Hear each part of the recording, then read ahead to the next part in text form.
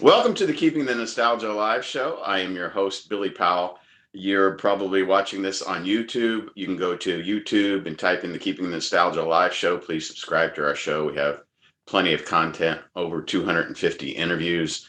You're also, if you're listening to this on the audio podcast, you're listening to this on anchor.fm/KTNA.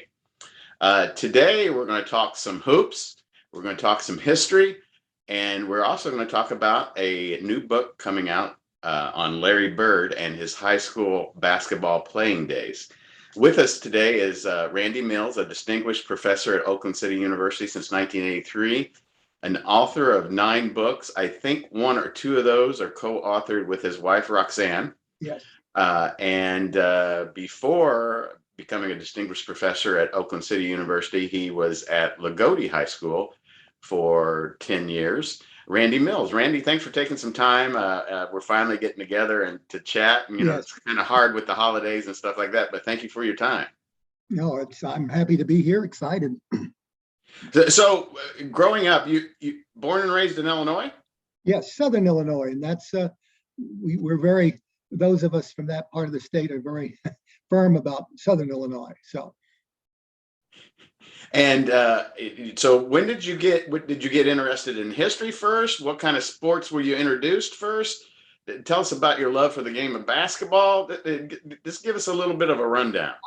My interest in history was a childhood interest. I grew up in a very rural area, somewhat isolated, had a unique name, Horse Creek, no villages or towns, just a couple of family stores, a couple of churches, and a little grade school that had 8 rooms or 8 grades and 3 rooms.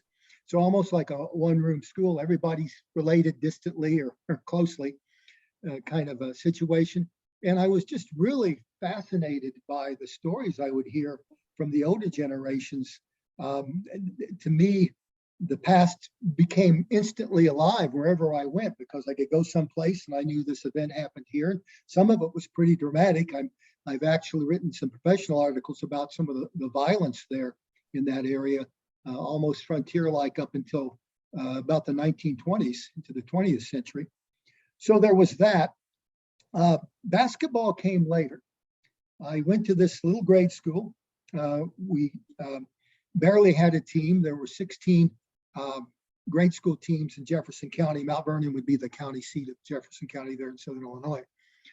And we probably had the smallest grade school.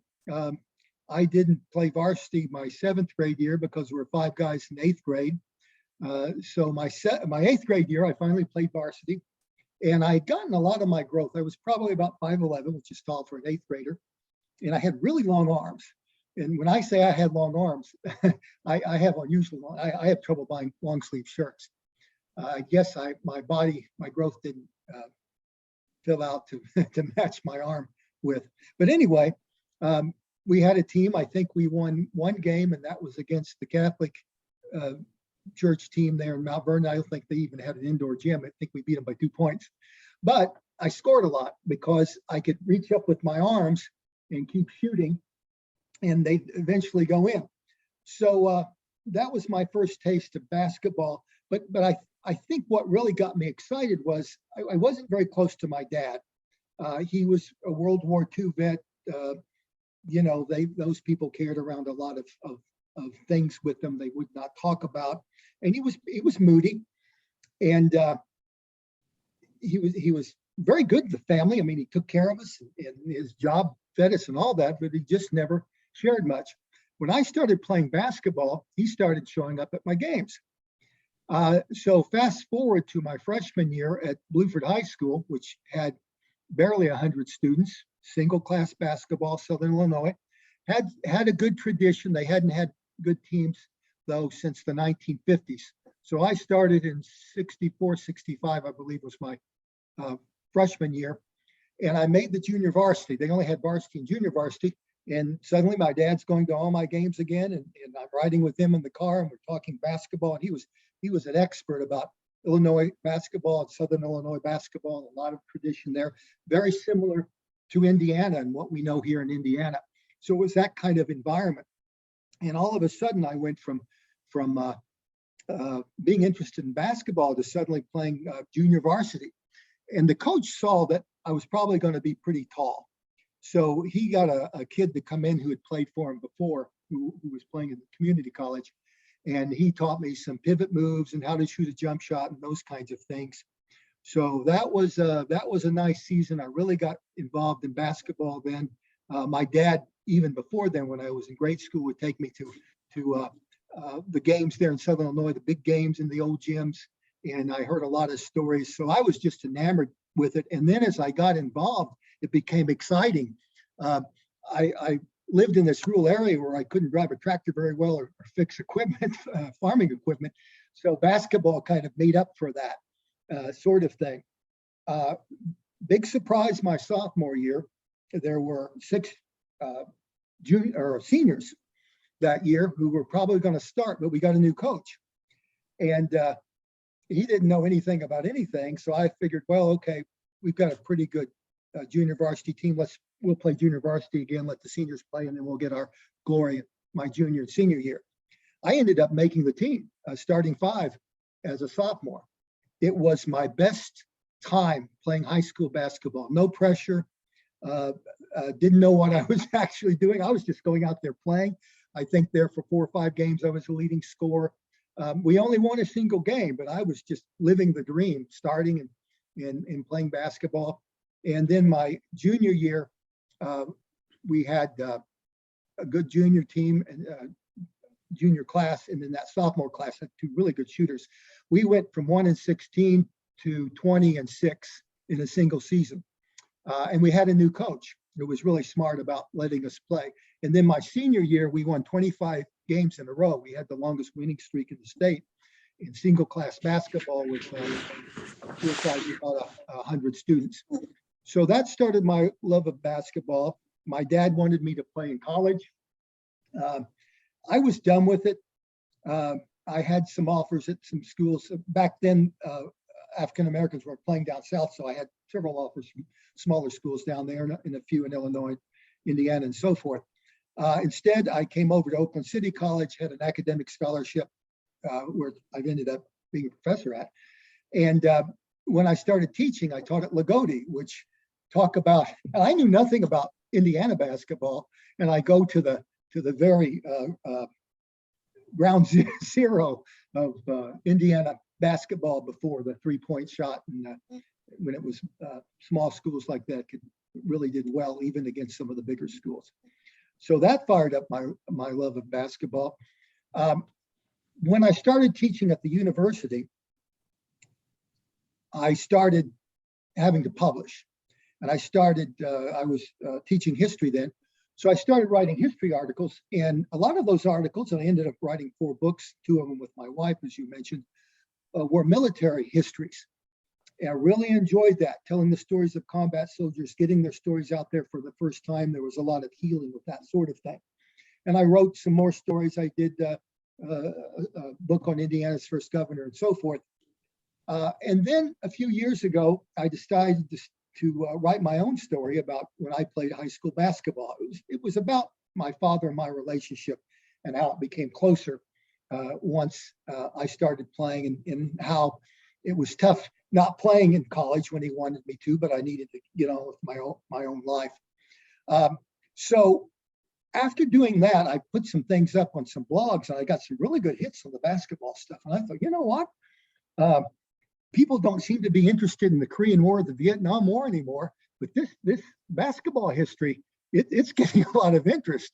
And so I started doing articles, and along the way, I started thinking about when I was at Loogootee, that Loogootee Springs Valley game in Larry Bird's senior year.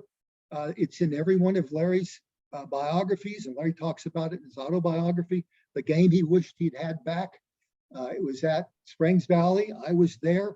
Boy, did we have to get there early. That place was packed. And Loogootee won. It was an exceptionally close game. Bird made kind of a pivotal mistake. So did Beezer Carnes. But Beezer's the one in the stories, in the narratives, that sort of gets the blame for that thing. And so that got me interested in doing basketball stories. And we've mentioned these blogs, but I have a blog site where I try to pull out by looking at old newspaper articles what I consider just sweet little stories that have been forgotten about some really good players whose names were never put out there, and some really good teams and coaches too who've been forgotten. So it's been nice to get those out there, and I've had a lot of good comments and responses to those as well. Where is the blog so everybody listening and watching can go to and read these? Okay. This is all lowercase, R&R Mills Authors, it's one word, .com will get you there. And then you just click on the blog part and you can scroll down, because I have some memoir stories of when I was growing up in Southern Illinois, which if you're interested in that sort of thing, they're funny. I try to be humorous about things, even though some of those things were particularly humorous. But you'll find stories there on that site. And also, I've been sharing them to Hoosier Hysteria and some other basketball sites as well. Yeah, there's a group on Facebook that I started called Indiana Basketball Memories. And then, of course, there's Indiana Basketball Memories. There's a page on Facebook, and there's also Hoosier Hysteria, which is a page on Facebook also. We'd spend the whole interview talking about how much I love the game of basketball. But you guys can go to Facebook and just type in Indiana Basketball Memories or Hoosier Hysteria, and you'll find both the pages in the groups. So I've heard different accounts of the Larry Bird and Springs Valley and Loogootee game. Did someone pay the fire marshal to look the other way? I don't know if he was paid, but he looked the other way. We got there, and I've done a lot of interviews with Springs Valley folks and players, and have added more to the story. When I was teaching at Loogootee, I went to a lot of the games with Lee Kavanaugh, who was, I think, the 8th grade coach, maybe. Yeah, he was 8th grade coach. And a lot of Loogootee's success was from that feeder system, but also from the fundamentals they got from Lee. Lee and I both lived in Jasper, and we'd carpool to Loogootee. And Lee took me there that night, but boy, I mean, we left early. And I said, Lee, why are we leaving so early? He said, we're not going to find a seat leaving early, but maybe we can find a place to stand. He wasn't far from the truth.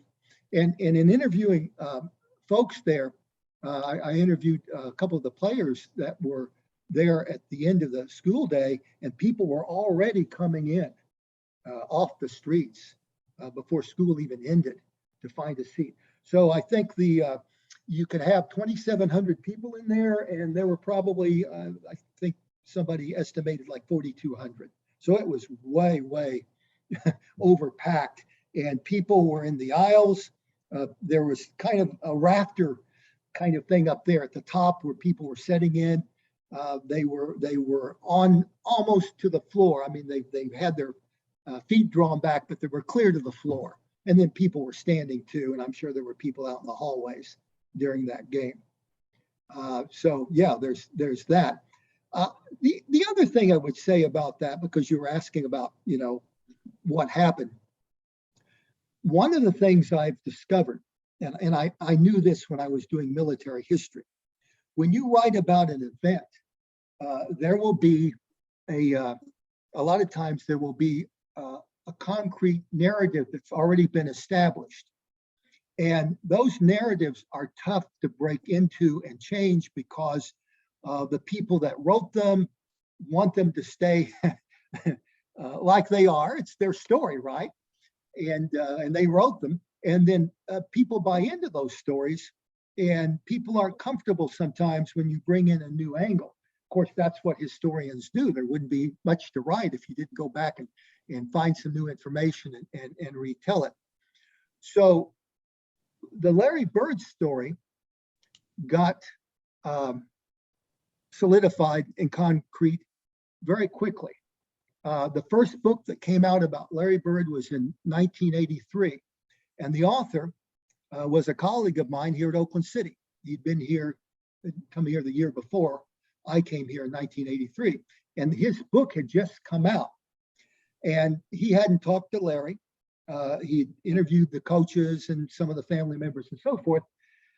And he had, in all the books about Larry Bird, even Larry Bird's autobiography, is very thin on the high school part, basically focusing on his senior year. So Lynn Korn is the name of the fellow that wrote the first book. His narrative about Larry's high school year gets repeated in all the other books. Now, some of the authors have gone and looked at some other things and filled it out a little bit, but that narrative has stayed about the same. So I've gone back and looked at old newspaper accounts, which I have access to about every newspaper out there here in the region that talked about these games. And I've re-interviewed people, and I've interviewed a lot of people that did not get interviewed. And it's been interesting what I've been able to add to the story about that game and some other things as well. And I don't know where to start on that. Is there anything that piques your interest here on what I've discovered? Well, let's go back to your first book was on Governor Jennings, right? Yes.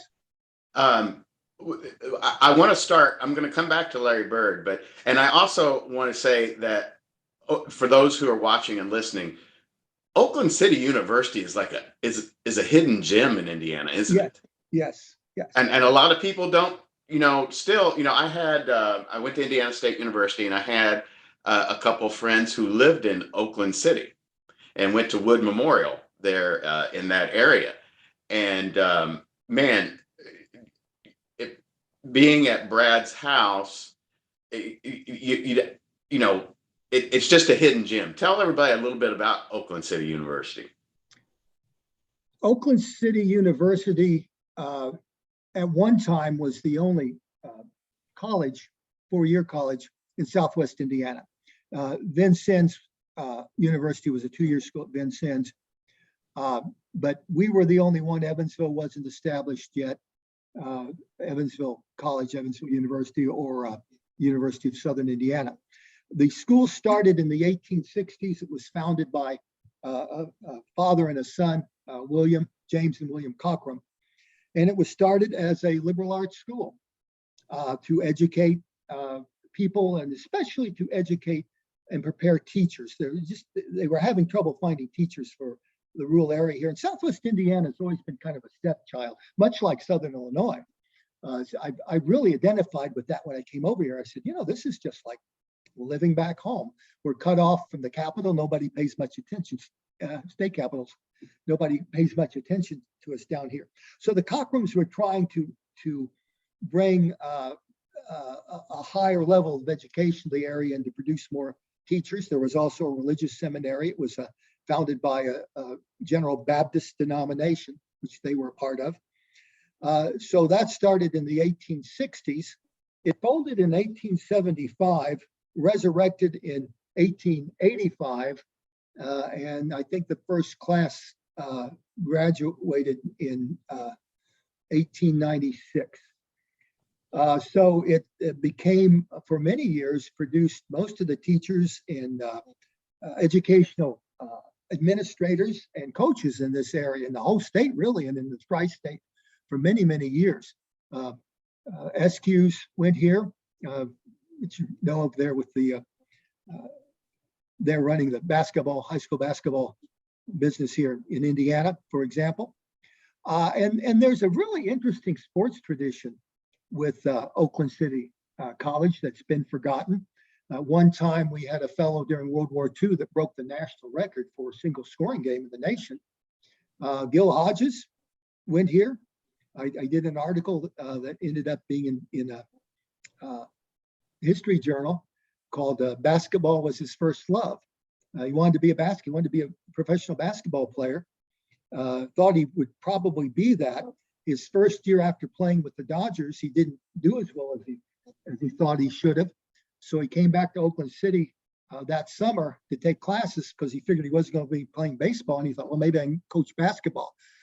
When he came back in 1947 to Oakland City, Gil Hodges reinvigorated our basketball program, our sports program, because it had died during World War II. Just weren't enough men coming here on campus. So there's that story. And then after that, Oakland City's produced some pretty nice teams and had some pretty interesting players. Jerry Reynolds, NBA coach, played here. Larry Bird's brother, Mark, came here when I was here, and Larry showed up during his sophomore and junior year. It's my understanding that that Mark wanted Larry to come here. If Larry had, he would have played 1 year with his brother Mark. Of course, the Birds, coming from French Lick and not having had anybody in their family to have ever gone to college, thought Oakland City was Harvard. They didn't know the difference. I didn't either, for that matter. It just seemed like a dream come true. Of course, Larry's got another story there, and I talk about that in the book I'm writing, by the way, of Larry's near misses with some other places. So I think we've had 8 players now from Oakland City basketball that have made the Indiana Basketball Hall of Fame over the years. So we've done quite well. So to the book, of course, there is pressure on a professor to publish when he's teaching at a university. What was that first process like, and why the first governor of Indiana? My first articles, before I started doing books, I did professional articles. And getting a professional article in an academic journal is tough because the gatekeepers are so adamant about, gee, this needs to be better, you need to fix this. So there's a whole, I could spend a week talking about that and horror stories about, working really hard and thinking you had something neat and the editor thought it was nice. And then the people that review it say, no, this isn't good enough. You keep trying to fix it and you end up going someplace else to another journal. But those articles were all educational journals about history education. I hadn't yet started history. After I finished my doctoral degree at IU, I started doing history articles. And there I learned the craft of writing about history. I became interested, I was always interested in frontier history. That was the reason why I wrote the book on Jonathan Jennings. He was Indiana's first governor, and he had been forgotten. One of my themes, and almost anything I've ever written when it's come to history, it includes some forgotten group of people or person whose story is incredible and needs to be put out there. We can learn a lot from it. So Jonathan Jennings was one of those people that you would think the first governor would have had a book written about him or an article, but in the 1920s, he got trashed because of his, he was an alcoholic. And I went back and resurrected his story with an understanding of recovery, and was able to present it in that framework. And it was a book that was regarded highly, especially by people that understood what I was doing. There were some people that thought, well, wow, what's this? This guy was a failure, but he was not, and so there was that adventure. I never had much problem getting books published. And I had a game plan there. I discovered in writing articles that if you had something no one had looked at much, you were more likely to get it published because there weren't a lot of experts out there who'd already tromped around and set that concrete narrative. We're back to that concrete narrative that gets set, that experts don't like to see and people aren't always comfortable with because they buy into the story. It's the story that they've heard and the story that's caught their eye and they don't want it messed with. So nobody wanted to write about Jonathan Jennings. I did that. Nobody wants to write about these lowly combat soldiers. So I discovered stories where people had done incredible things in combat. Their stories had been missed. For example, there was a guy from Southern Illinois in the area where I grew up who had received the Medal of Honor in Vietnam. And he was a conscientious objector. He was a medic. I think he was one of 2 conscientious objectors to get the Medal of Honor during Vietnam. And there weren't a lot of Medal of Honors given during that time. It's just a rare thing. And Kenny Case was his name.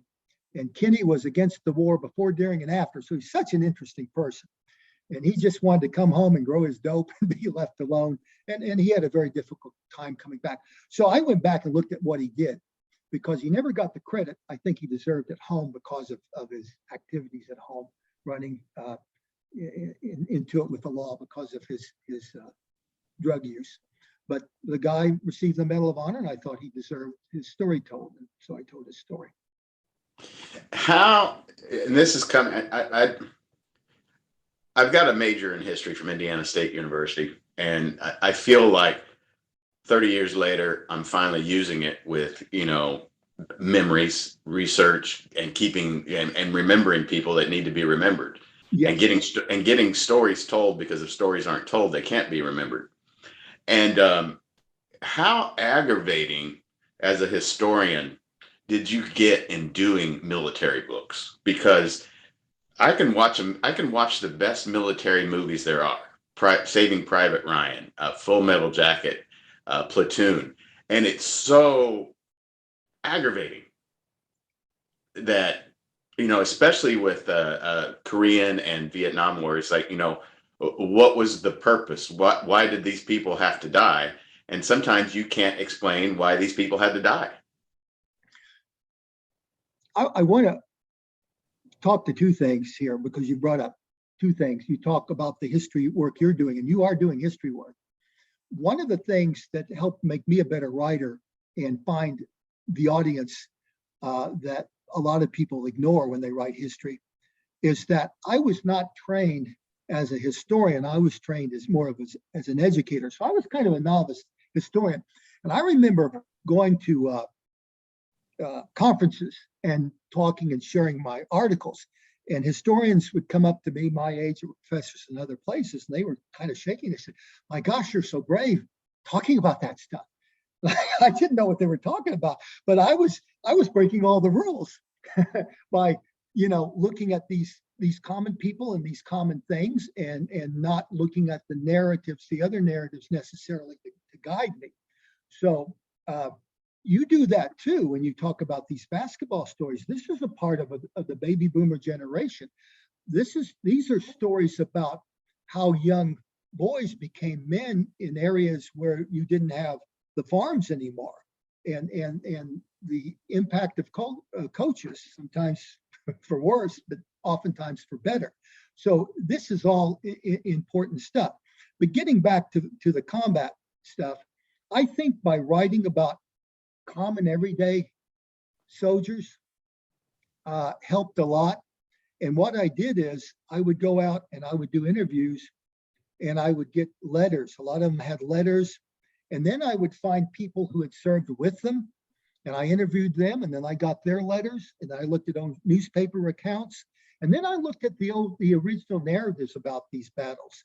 And I had all this new information that had been missed about what these common everyday guys, they weren't generals, they weren't officers, they were just out there. They didn't know why they were there, but when they were told to do something, they did it, and oftentimes it involved fighting for the lives of their friends. It was that camaraderie that held them together when they didn't understand what they were there. They had that camaraderie of all of them making it through this horrendous nightmare of combat. And, when I would get in contact with these people for the first time and say, "Hey, I'm doing an article or a book on this particular battle and about this particular person," they would share with me trauma. I mean, they were still traumatized by it, and it was very hard for them to talk to. So what I discovered in that is you'd end up doing maybe about 4 interviews to get to the nub of things. The first interview, you would get basic information. That's all they would give you. The second interview, you would come back and say, "I need a little bit more on this, this, and this." Now you're going to get the funny stories. The third interview, you get the rest of some of the stories, the sad stuff, the stuff that is so hard for them to tell. And then the fourth time you interview them, you have to turn off the tape recorder because now they're ready to tell you things that they've told for the first time that's not for public. Things they witnessed, things they did, things they didn't do.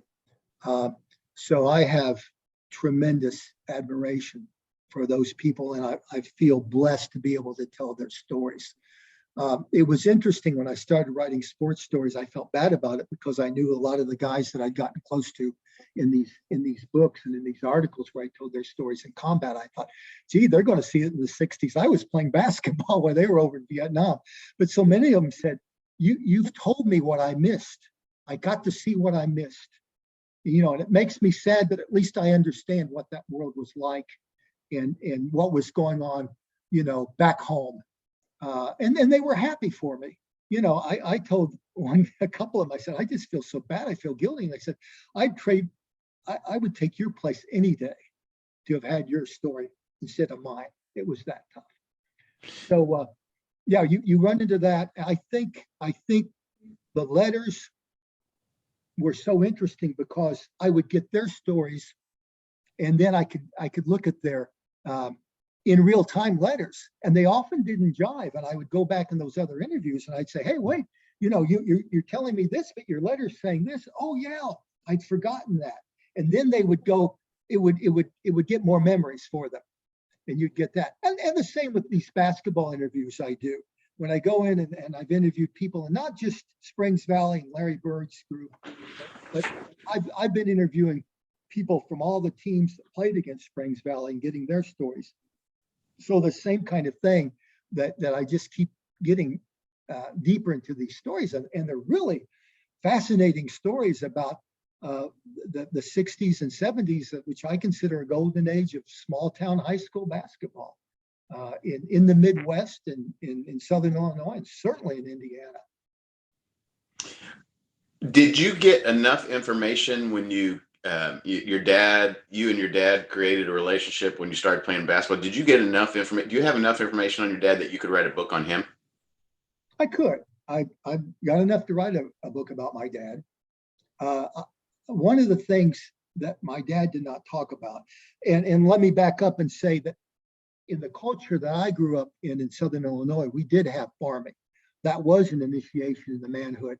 My problem was I wasn't very good at driving tractors or fixing farm equipment.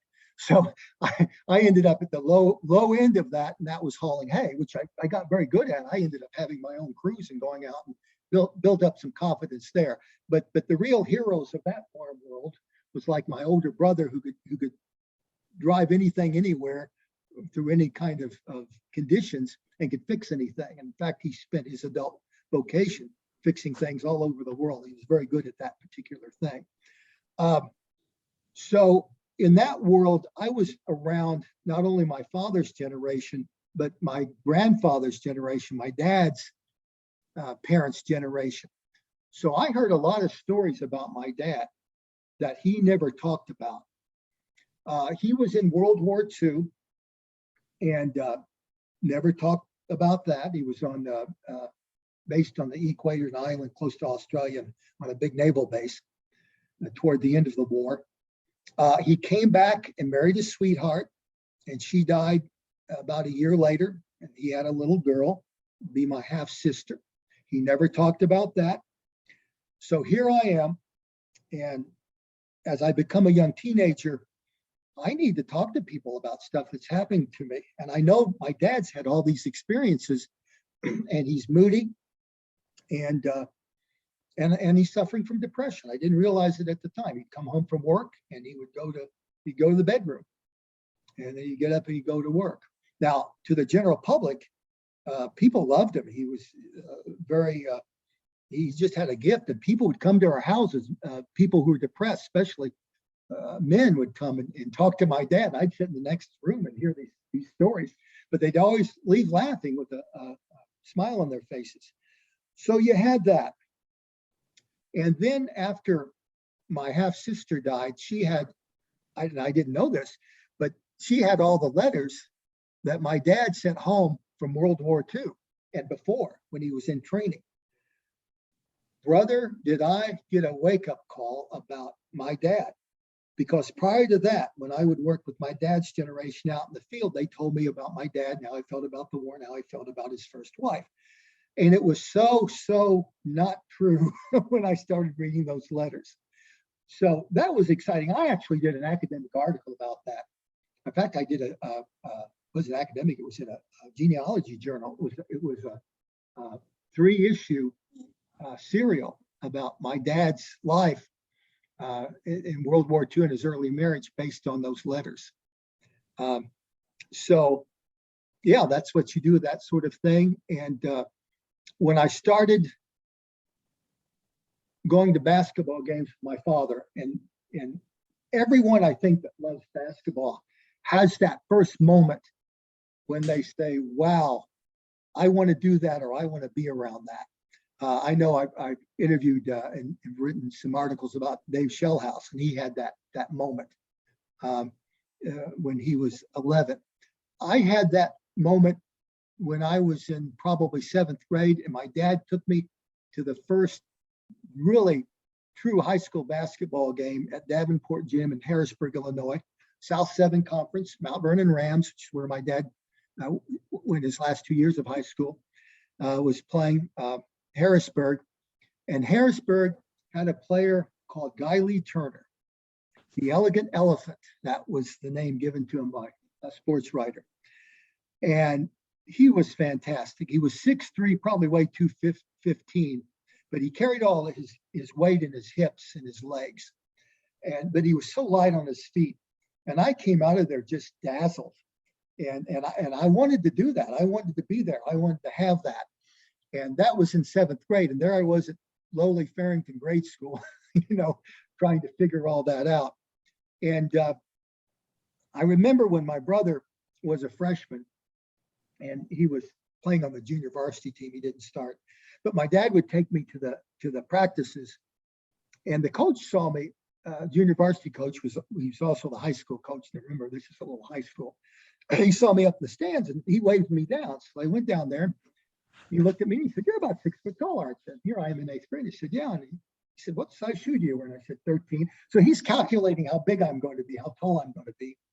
And he said, "We're going to measure you." So I thought, well, gee, I told you I'm almost 6 foot tall, but he measured me from fingertip to fingertip. And I asked him why, and he said, because if you're normal, you will grow about to the height of what you are from fingertip to fingertip. And he said, "You're going to be at least 6'6". He said, "You're 6'9.5". I really had long arms. Well, it ended up, I really had long arms. I ended up being about 6'2.5". I never got that extra growth. But the coach had my dad to bring me back to practices, and he brought in a young guy in that he'd had. And I told this story earlier to you to teach me how to shoot a jump shot and how to make some pivot moves. And then he told my dad, he said, "Get your sons a set of weights. They need to get beefed up." Well, nobody was lifting weights back then. So we had these weights. It was a 110-pound set my dad brought home, and we had it out in their barn and up in the barn loft. We had a hay bale there for a bench press. And my brother lifted about one time, and that was it. But I just fell in love with that. I started lifting weights when I was a freshman. And I saw and I studied it and the science of it and so forth. So I started lifting. And by the time I came back as a freshman, I was pretty big. I was about 6'1" then, probably 190 pounds, which would have been big for a freshman. And then my sophomore year, I had my growth. I was almost 6'3", and I weighed about probably 210. And then I went about 215 my junior and senior year. But I was still lifting weights, and I couldn't jump very high. But as one coach said, I sure could play horizontally. I kept people out posting. I liked contact. I loved contact. When we would play basketball back in the rural area where I grew up, there were fist fights. We were pushing and shoving. At one time, my brother invented this game where he took 2x4s, and him and another guy would guard me with these 2x4s. And so it would get pretty bloody, but it made me really rough and tough when I played basketball. My sophomore year, those 6 seniors hated me when I started. I was shocked when I started, and they were too, and they did not like it because I was knocking a senior out of the lineup. And I had to use, there was one practice I had to, and I'm a very kind-hearted guy. It wasn't a happy thing, but I had to show that I would fight back. Later on that year, between my sophomore and junior year, that summer, my dad took me into Mount Vernon, which at that time was the biggest high school there in Southern Illinois. And I played with the high school, Mount Vernon high school guys. My best friend at the time was the minister's son, was a sophomore also, and he was about 6'6.5". He ended up playing on the Mount Vernon squad there. He started his sophomore year too there at Mount Vernon. He ended up doing very well there. But anyway, I'd go in there in the summertime, and I just had a blast pushing those Mount Vernon guys around because they weren't used to that. And I remember the freshman coach, and I think he was kind of from the area where I was from, and so he kind of liked me, and the Mount Vernon freshman coach. And those junior and senior Mount Vernon guys were complaining. I said, "This guy keeps pushing us around," and he said, "Hey, he's preparing you guys for the Big Ten," because some of them went on and played pretty high up high school basketball. But that was probably, I was getting into my prime of my high school days, because I wasn't overthinking it, and I was just going out there and playing hard. And my junior year, that first half, we had 3 good scores. I mean, they could knock down, this is for 3-point shots, but they could knock down 20 points or more every game, every one of them. But I ended up the first half of the season being the second leading scorer out of nowhere. And the coach told me, I remember he pulled me to the side and he said, "Mills, if you keep hitting 20 points a game or better, we'll win every game we play." That did it for me. That was the first time I had pressure on. I think there were even scouts, and the Mount Vernon guys came to see us play. And I had the worst game I ever had, and that was it for me. And then there was another thing there too. It was I kept up that scoring until after the holiday tournament, and that's when it kind of dropped off. But I'd fallen in love too for the first time, and I'm going to have a blog on about that if you want to put it on your site. I haven't released that yet, but it's called The Oldest Rule. Don't be dating or having a girlfriend during that time. But I talked about that. And that was a time I started getting into some depression during that time too, after that breakup. And there were some other issues there that I didn't know about. In my senior year was my least favorite year. We won 25 games in a row. We set a record winning percentage for a high school that's never been broken. We lost our first game and won 25 more. And we got beat in the regionals by a team that Doug Collins played on. And of course, that means something to you and I, probably not the younger people today, but he was good. Leading scorer in the nation at Illinois State, and then All-American, first team All-American, Illinois State. And then, of course, he played for the 76ers. He was the hero of the 72 Olympics, if you remember, basketball game there. So. Yeah, I saw the other day where the Redbirds had all of their All-Americans back, and wow. he was in the group, so it was nice to see him. Yeah. What was your tenure like at Loogootee? I loved it. I remember, and this is kind of the tail end of my dad, my closeness. So he wanted me to go to, I had some offers, Illinois College, Jacksonville, Greenville College, Greenville, Illinois, all the community colleges, which there were several in Illinois, University of Tennessee Martin, but he didn't want me going down there. Offered me a scholarship. So I ended up, my dad took me to Greenville, and I didn't know where I was going yet because my depression had kicked in. I hadn't really found my true self yet. I was living people's expectations. I'd been very involved in the church, which was fine. I loved that. But, I needed to explore some, and I hadn't started doing that. And so my dad said, "We're going to Greenville." And I knew he wanted me to play there because then it was about a 2-hour drive and he could come see me play some more. So we drove up there and we got there, and I should have known something was up because when we got there, outside of the gym, underneath the shade tree, there were a bunch of guys, the coach, and they had a barbell, and they were bench pressing. A guy was bench pressing. They had a weight set there. They were lifting weights. Nobody was lifting weights. And I thought, wow, they lift weights. So coach talked to me and said, hey, I see you lift weights. Oh, yeah, I lift weights. And there was a kid there I hadn't played against, but I knew of him from McLeansboro. That was a pretty good basketball player. This would be a pretty neat place to go. And they had a good history department. Meanwhile, my minister at the time at my church, who was an Oakland City grad, said, let's go to Oakland City, take a test. You take there, see if you can get an academic scholarship there. And I said, oh, okay, we'll go. So I got there and I loved it. But I still didn't know whether I was going to go there or not. So I ended up getting an academic scholarship and broke my dad's heart and went to Oakland City and didn't play basketball. But when I got to Loogootee, the probably that summer sometime, probably late summer, because I didn't get that job till late in the summer. It was hard to find a teaching job in 1973. I probably had over 100 things I sent out to schools in the tri-state, and I only got actually 2 calls and offers. One was at Loogootee. So I took my dad up there, and we went in. I don't know if you've ever been to the foyer there at Loogootee High School, but it's got trophies all over the place. We're talking Loogootee. And this is after they'd gone to the state tournament in 1970. And there's pictures and there's newspaper articles. I mean, it was something. And my dad and I were just standing there with our mouths open, looking around, seeing if we find the best. Oh, look at this trophy. Oh, here's this trophy. And out came 2 of my students I was going to have that year. One of them was Wayne Flick, who played on that team that beat Springs Valley. And there's some Wayne Flick ends up popping up throughout that Larry Bird book. He's just a character. And that's another thing about writing, Billy.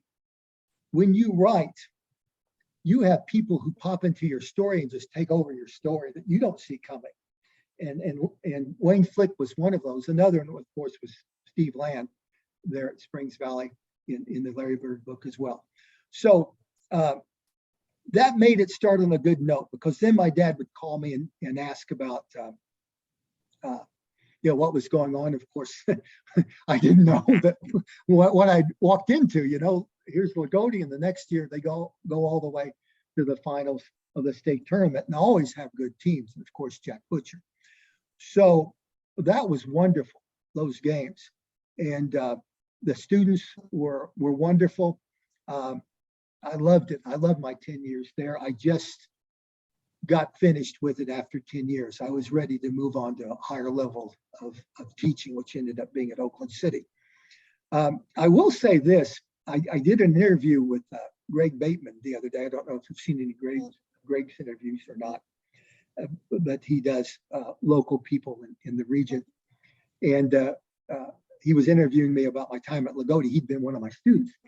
And all he wanted to talk about was all the stories about how strong I was during that time from lifting weights. And I'd forgotten that. I'm 71 years old. Those days are long gone, and have been gone for a while. I still lift, but I actually ended up weight training teams in the early 1980s, high school teams, when I was still lifting some.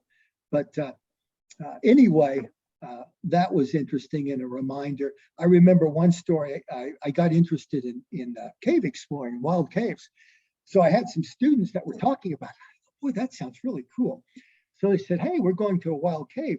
This was in the fall of my first year I was there. So they took me into this cave. I couldn't describe to you what that was like, crawling probably 100 feet on my belly just to get to an opening where I could crawl on my hands and knees for 100 yards, get to where it opened up. And it was really a nice cave. It had a little bit of everything. So when we got back there, they were laughing. And I said, what are you laughing about? And they said, well, we didn't know whether we were going to like you or not, but you're pretty cool. We were going to leave you in here in the dark. I don't know if they would have or not, but anyway, kind of gives you an idea of what life was like back then. I got along really well with the students that a lot of teachers had trouble with. I liked them. I liked their stories. I thought they were important. I thought they were important to teach. When I saw that they weren't going to be interested in my classes, I said, look, just don't cause me any trouble. I like you guys. Let's get along here. Keep in touch. Let me know what's going on. So I made a lot of friends. And I remember Greg in that interview saying, and he didn't know quite how to say it. He said, he was our friend. And he said, is it okay to say that? And I said, yeah, I felt that way too, but I said, I set limits. I could do what I had to do to keep control. But I love the students. I love teaching them. I believe that I was doing something important that was going to help them later. I think Greg Bateman's show is on YouTube also, and I think it's called Getting to Know Your Indiana Neighbor, if I'm not mistaken. Yes. Well, look for my interview if you want to see stories of me bending quarters. Did you see that, by the way? Yes, I did. Okay. Back to I want to get to the Larry Bird book that you're working on, but what's the process like? Is it 9 books? You're working on your 10th book. Does the process get easier? How much time do you dedicate to a book a day? What do you have a process now that you've done so many? For me, all book writing has been the same. It's the same process. There's the groping around the darkness for the subject. There's the discovery and the research. That takes probably 2 years. Then there's the writing, and that takes about 2 years. And then there's finding a publisher and getting it published. That takes a year to 2 years. And then there's the sales. So those are all a part of the process. But the writing process, to me, the research is the most fun because you're finding all this stuff. You're thinking, oh my gosh, this is going to change the story. And that's what historians live to do. And I suspect you've done that too when you come across a story that's just not out there. And then when you write about it, it speaks to you. You get these things that come out. I know when Roxanne and I did probably our most successful academic work, where we wrote about the call up of the Marine Corps Reserve during the Korean War. And that brought in a bunch of high school guys, many of them athletes, who had not had one day of training, suddenly finding themselves in combat. But there was a company down in Evansville, Indiana, that the book centered around. And it also centered around the boys from Oakland City that was in that group. And one guy who lived in the house that my wife and I bought. When we bought this house, we found, after everybody, the family left, and the woman had lived there for 60 years and raised 4 kids there, we found a room that hadn't been touched. It was left the way it was. And I knew instantly what that was because I'd seen it before in Southern Illinois, where a dear friend of mine and the family had lost his son, and they just left his room as a museum. So that's what I was looking at. And so that made us very interested. We found several old pictures up there in the attic there at the house. In fact, one of them graces the cover of the book. So we started writing the history of that group. And the guy who appeared out of nowhere, who kind of took over the book and ended up being a lot about his life and his dealing with the tragedy of his friend's death that had lived in our house, was a guy by the name of Gordon Green. And I first met Gordon when this old guy was looking through my window one day, and I was sitting in my easy chair, and I thought, what's this guy doing? So I go outside, and he said, oh, I'm sorry. He said, I was just looking into this house. He said, my best friend lived here, and I live in Nebraska. I teach at the University of Nebraska, and I've come back to revisit my hometown here in Oakland City, and the home where my dear friend lived. And I showed him this picture of the guys from Oakland City at the train station. His hands started shaking. He said, oh my gosh. He said, I don't even know who took this picture. He was in it, standing next to the guy from the house that lived in the house that we lived in. So Gordon's story about finding some kind of peace with the guilt he felt for getting his friend into the Marine Corps Reserve and getting killed in the Korean War ended up being a large part of that book. And so those kinds of stories come out of nowhere and kind of take over and make you take another direction with the book. And I think every book that I've ever written has had that kind of character, or maybe one or two, like in the Larry Bird story.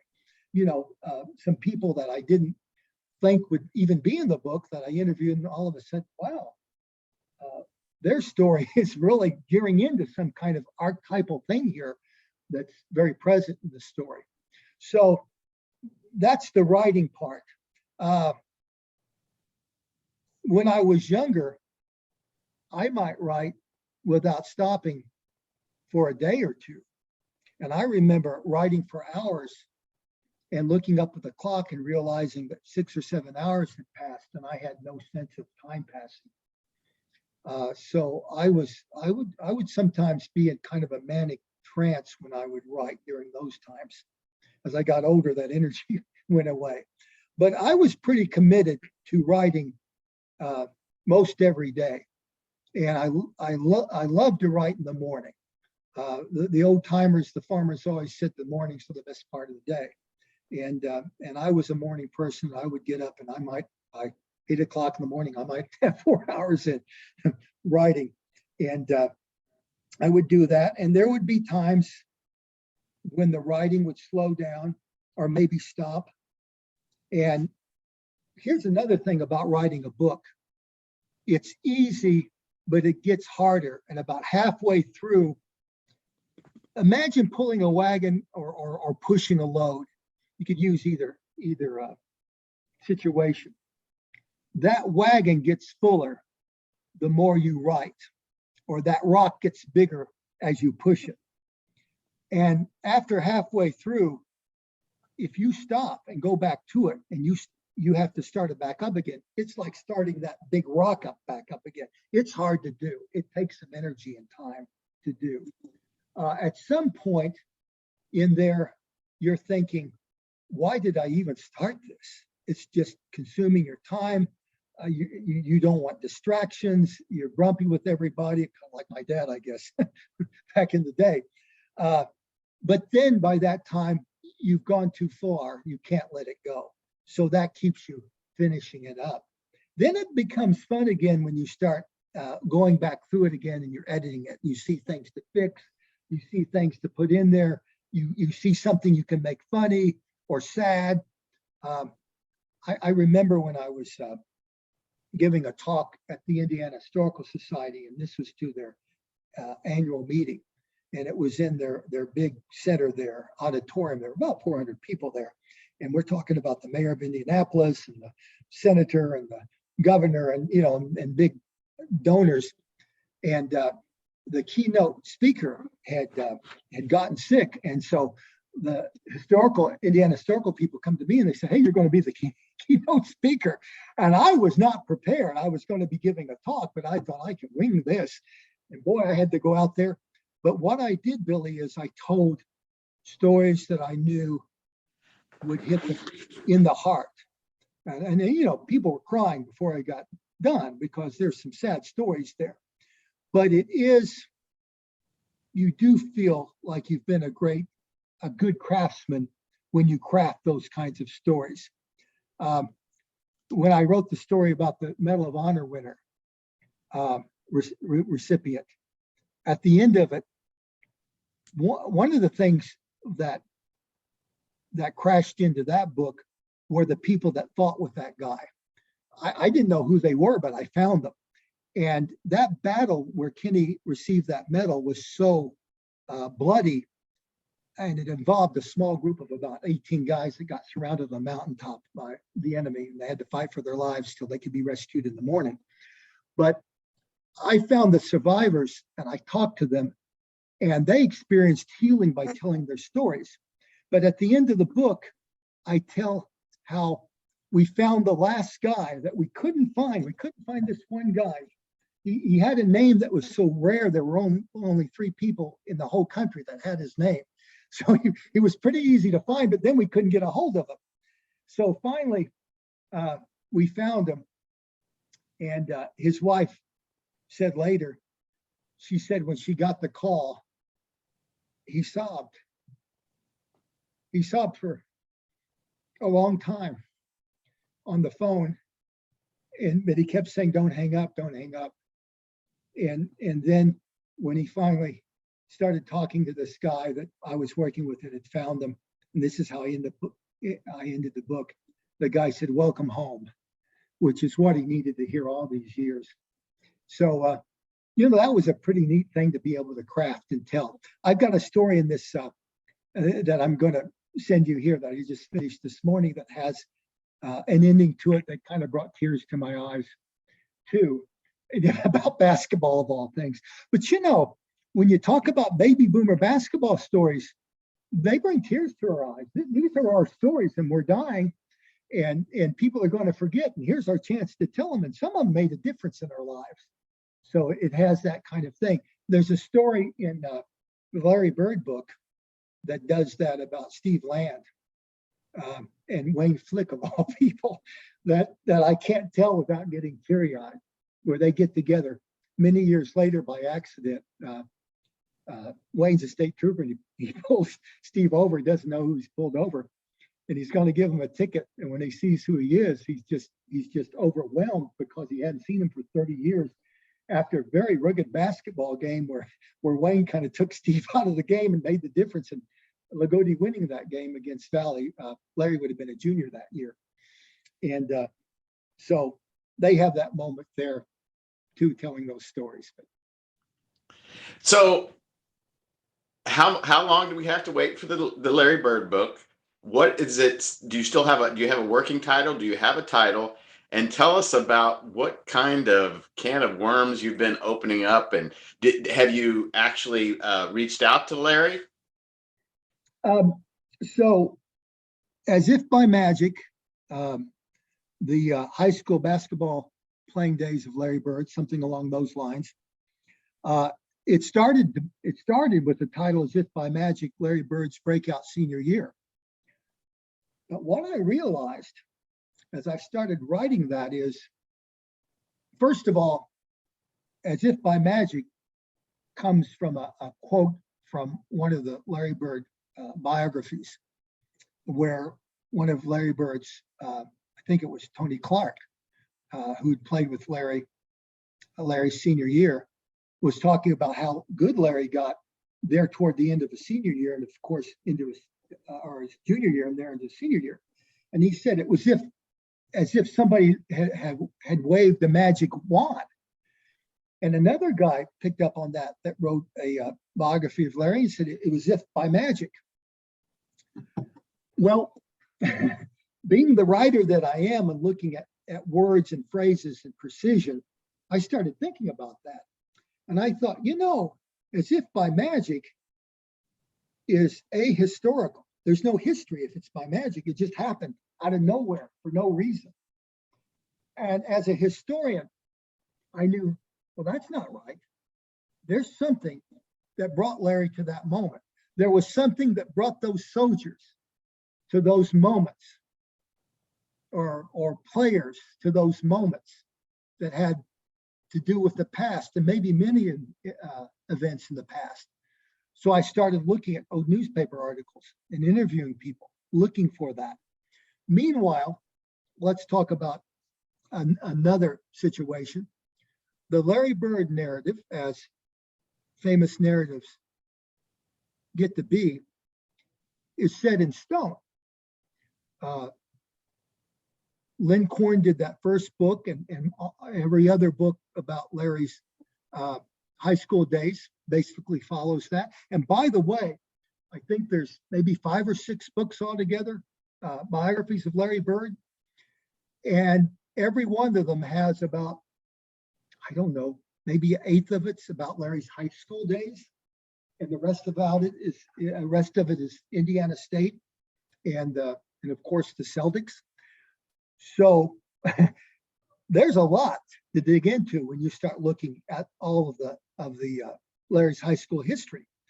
But then you realize you got to go back farther if you're looking at the cause effect that's bringing Larry to his moment.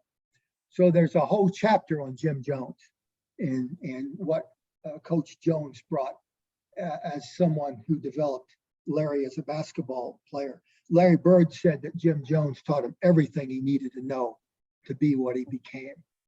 And then I looked back to see what had gotten Jim Jones there. I mean, you go back, right?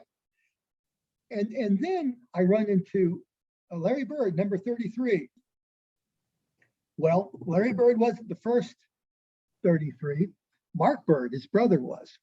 So then I started looking at the family dynamics, which I was aware of because of the family dynamics in my own life, with having an older brother and how that motivated me to be good at sports because he could fix all that damn farm machinery. So I started looking at Mike, who was the older brother, and Mark's story. They were a year apart. And then Larry came a couple of years later. I think there were 5 kids in 4 years because there was a sister there too for Larry. And then there were, 2 kids afterwards, after Larry, a little bit later, of course. So those people, I started looking at the old newspaper articles about Mike and Mark and their work and what influenced them and their influence on Larry and how all that came together. And you have that. So you have the idea that Larry's senior year was out of nowhere. Well, I saw that wasn't true. But it is interesting. You don't see it coming. Nobody sees it coming. Jim Jones looked back and said in Biddy Ball that Larry had the unusual talent of playing off the guy who was guarding if he thought the pass was going to go to somebody else and stealing the ball. Well, boy, that's vintage Larry Bird, isn't it? So he was seeing that at a very young age. Larry doing that at a very young age. Larry did not have a particularly good freshman year. His 8th grade year, he got kicked off the team. He had a temper, and he hated to lose. So all of that was coming together. I talk about it in the book. I think the first thing that I ran into that I challenged as one of those concrete stories happened in Larry Bird's sophomore year. Are you familiar with the story where Larry said he became very turned on to basketball? The big, but he says there was more than one, but this is the one. But one of the ones he talks about that was kind of the moment that he said, I want to be that, I want to do that, was when Mark scored the 2 winning foul shots that won Springs Valley a sectional, which is a big deal in Indiana. And Mark had not been coming to any of the games. He'd never been to a varsity game before, but he came to that one. And he saw his brother do that. And he was a freshman then, and he wanted that in his life. So the next year, Larry is a sophomore and he breaks his ankle in a junior varsity game. And he misses almost the whole season. I think he plays his last 6 junior varsity games so he can dress for varsity. He wants to dress for varsity, and he's hopping around and so forth.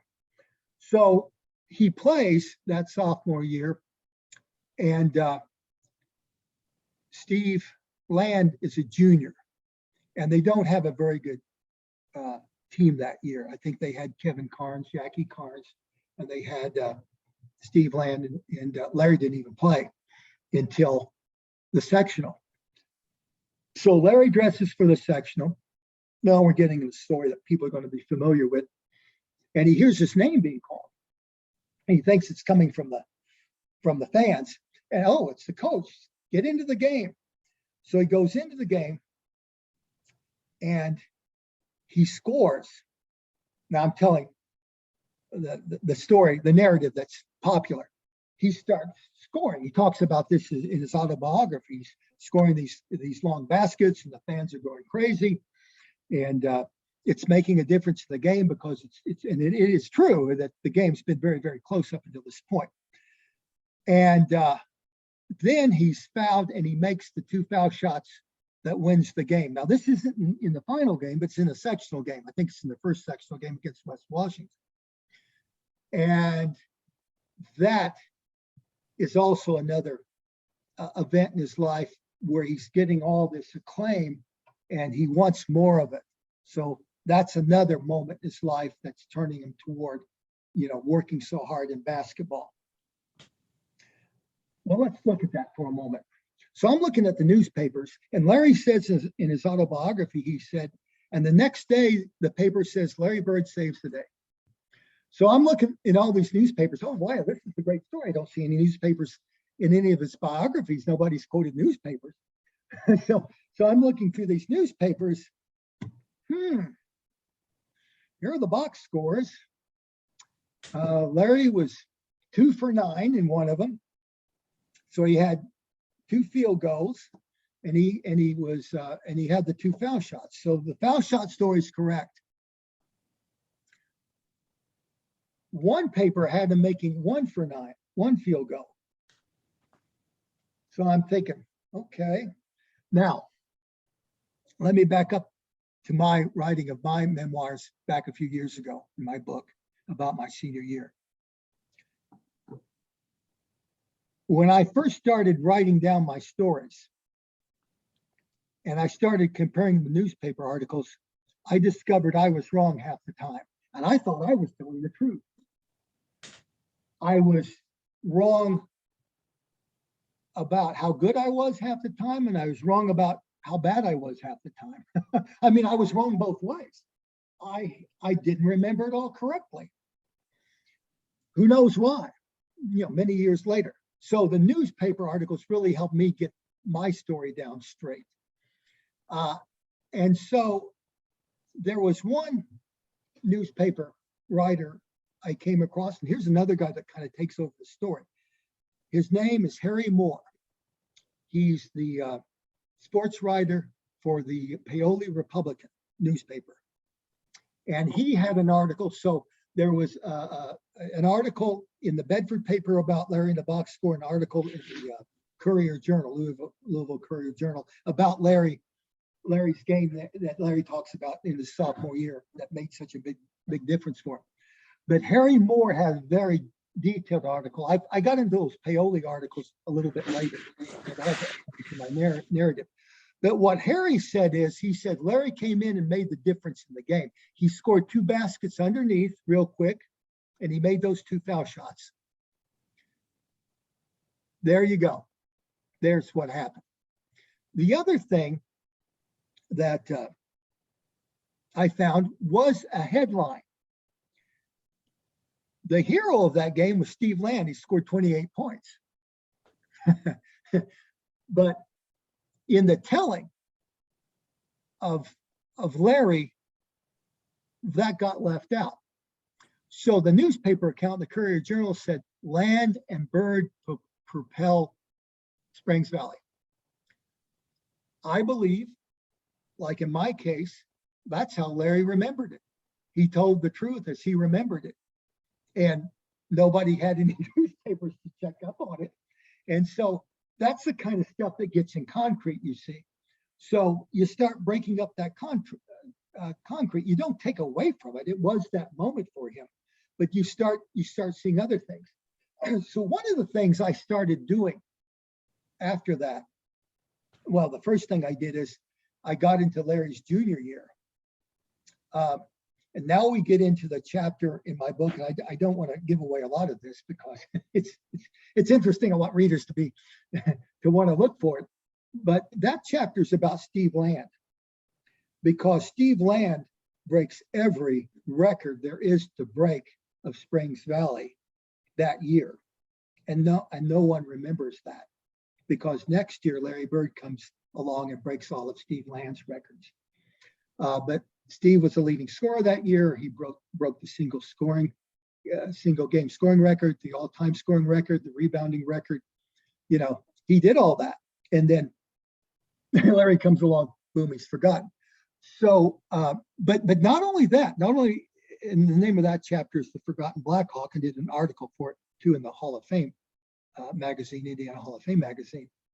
But also that year's forgotten. That was Jim Jones's best year. He was 18-2 that year. but they lost to Loogootee in the conference, so they didn't win blue chip conference, and they lost to Orleans in the sectional against a team they beat by 16 points earlier that year. So the year got forgotten as well. So that's the kinds of things I'm looking about and challenging the old narrative.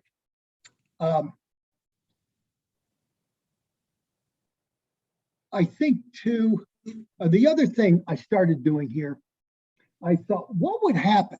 And I've just started doing this recently with the book as I'm writing on it. So obviously the book's in progress. But I said, what would happen if I took Larry out of the story for just one time and looked at it with the other guys? Boom. The other guys' contributions start showing up. So when you read the book about Larry Bird and his high school years, now it's about the basketball world of Larry Bird during that time. Not only what Larry was able to do, and it was amazing what he did his senior year. I mean, it was, I got to say, I would use the word miracle to describe what he became, and he's one of a kind because of that, because of all these things that brought him to this moment. Larry Bird still went out and did it, and obviously did it in spades. So not only the Springs Valley players, but the great players in the region that Larry's story kind of sucks the air out of. Mike Liegers at Jasper. Oh my gosh, Kurt Gilstrap at Orleans. Tim Eubank at Paoli. Dave Smith at Milltown. And those were the big guys that Larry played against. And remember, Gilstrap and Orleans beat Springs Valley Larry's senior year in that first game. And Kurt outscored Larry in the second game they played then that year at the holiday tournament. Tim Eubanks outscored Larry that year in a game. Mike Liegers never outscored Larry, but Jasper always played them close. They didn't in that first game against Jasper. Larry's senior year was the big moment when Springs Valley realized what they had. It all came together, and they lost 2 games up until that point. But then they only beat Jasper by 2 points in the regional, in that first game of the regional. But anyway, to give you some idea of what I'm doing with the book and how it's going to be different. And you're going to see, I hope to have pictures. I found a lot of old pictures in newspaper articles. I'm sure I've never been out there before that I hope to put into the book, but also stories that, again, get forgotten about, and how when you put it in real time and people don't realize what's happening, there's much more tension there too. So I add that tension to the story by doing it that way, by telling it in sort of in real time rather than looking back and saying, well, we all know what's going to happen here. I tell it as if, well, we don't know what's going to happen. And some of these games are really close. After Loogootee beat Springs Valley, one of the forgotten games is the next game. Is Springs Valley going to come out of it, or are they going to go in a tailspin like they did the year before when they lost to Loogootee? And they have this very close game, and it's against Southridge. The Southridge is ahead almost the entire game. It's at Huntingburg. And I think Beezer Carnes is kind of the hero of that game, though Larry, I think, scores the last basket. Maybe it was Beezer. I'd have to look back. But there are other heroes in those kinds of games. And what would have happened had Southridge won that game? Certainly, Springs Valley was ripe for that kind of upset. Would that have changed the trajectory? Would Springs Valley won their sectional then, or would have thrown them off when they got the sectional time? Who knows? Remember, Dave Smith played at University of Louisville 4 years. Tim Eubank could have went and played high school or college basketball in many places, but he ended up playing football at Purdue, where he was co-captain in 1978. Big, strong fellow who went toe-to-toe with Larry, sometimes on the floor in some of their close games. Kurt Gilstrap went to University of Louisville and would have played, but he didn't like the bigness of it and came to Oakland City College and probably was the best Oakland City College player that played basketball there. Mike Leagers, of course, went to DePaul and set records there as well. So those are kind of some of the things I'm doing without giving away some of the good stories away. Though I do include some of those. If you go to my blog site, you'll see I can't stand it. I did put the Steve Land's, a lot of Steve Land stuff there about his senior year. By the way, Steve had he had several offers to play college ball as well, and unfortunately, and I talk about this in the book, that didn't pan out. Do you delve into the All-Star game experience any? And Larry? I do in kind of an indirect way. I'm thinking about ending the book with Larry Bird's lost season. And so backing up, I haven't yet. I may put it in there. That's an interesting story, of course. But that whole lost season, which would include really his being unhappy with the All-Star games, the way those played out. Of course, he went to IU, as did Steve Land, to play basketball, as did Steve Land. And it just didn't work out. Steve stayed on and went to med school there. Larry, of course, quit, didn't know what he was going to do. So I look at that lost season, and what I pick up on is he went to he scrimmaged and he was going to play at Northwood Institute there in Valley, but then he quit there and he played at Hancock Construction.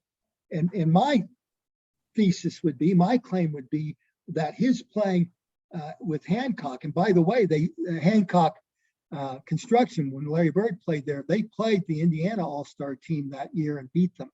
That was the All-Star team's warm-up to play Kentucky. So I plan on using that as the last chapter, talking before Larry goes to Indiana State, about how he kept his hand in basketball during that time. And he also played at the Evansville, what was it called, Tri-State Tournament down there at Evansville, or where you had teams, independent teams coming in too. Are you familiar with the tournaments down in Evansville over the years? Yes. There at the not the Coliseum, but the National Guard Armory is where they played those games. Who was that? Jones. I can't think of his first name that ran that. It was like 16 teams they bring in from all over the nation, the area there. But you saw some good basketball there. You seem it's fun to watch you talk about this book because you look like you're having a blast. I am.